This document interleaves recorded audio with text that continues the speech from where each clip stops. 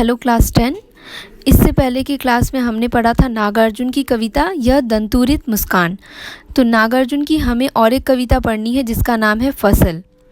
तो शुरू करते हैं। एक के नहीं दो के नहीं ढेर सारी नदियों के पानी का जादू, एक के नहीं दो के नहीं लाख लाख कोटि कोटि हाथों के स्पर्श की गरिमा, एक के नहीं दो के नहीं हजार हजार खेतों की मिट्टी का गुणधर्म। कवि ने इस कविता में स्पष्ट किया है कि लहलहाती फसल को पैदा करने में प्रकृति और मनुष्य दोनों का ही सहयोग होता है। इसीलिए वह कहते हैं कि फसल को पैदा करने में केवल एक दो नदियों का नहीं अपितु अनेक नदियों का जल उसे सींचता है। उसमें केवल एक या दो मनुष्यों का नहीं बल्कि लाखों करोड़ों मनुष्य का परिश्रम मिलता है। उसमें केवल एक दो खेतों का नहीं अपितु हजार हजार खेतों की मिट्टी का गुणधर्म मिला होता है, तब खेतों में लहलहाती फसल पैदा होती है। इस प्रकार प्रकृति और मनुष्य दोनों के सहयोग से ही सृजन संभव होता है और एक खेत बनता है। इस तरह से उन्होंने यहाँ समझाया है। अगली पंक्तियाँ, फसल क्या है और तो कुछ नहीं वह, नदियों के पानी का जादू है वह, हाथों के स्पर्श की महिमा है, भूरी काली संदली मिट्टियों का गुणधर्म है, रूपांतर है सूरज की किरणों का, सिमटा हुआ संकोच है हवा की धिरकन का।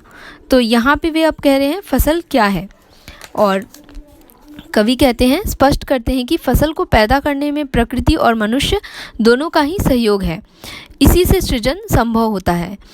फसल का स्वयं कोई अस्तित्व नहीं है, वह तो नदियों द्वारा दिए गए उस पानी का जादू है जिससे फसल की सिंचाई होती है। वह तो लाखों करोड़ों मनुष्यों द्वारा किए गए परिश्रम की महिमा का फल होता है। वह तो भूरी काली संदेली हर तरह की मिट्टी का गुणधर्म है जिसमें फसल को बोया जाता है। वह तो सूरज की किरणों का बदला हुआ रूप है जिससे फसल को रोशनी मिलती है, साथ ही उसमें हवा का भी समान सहयोग है। इस प्रकार इन सब के सहयोग से ही खेत में लहलहाती फसल खड़ी होती है और इस तरह से दोनों के सहयोग से ही खेत सृजन होता है। और इस कविता में कवि ने अनेक तत्वों का उल्लेख किया है और उसके सहयोग से फसल का निर्माण होता है यह बताया है।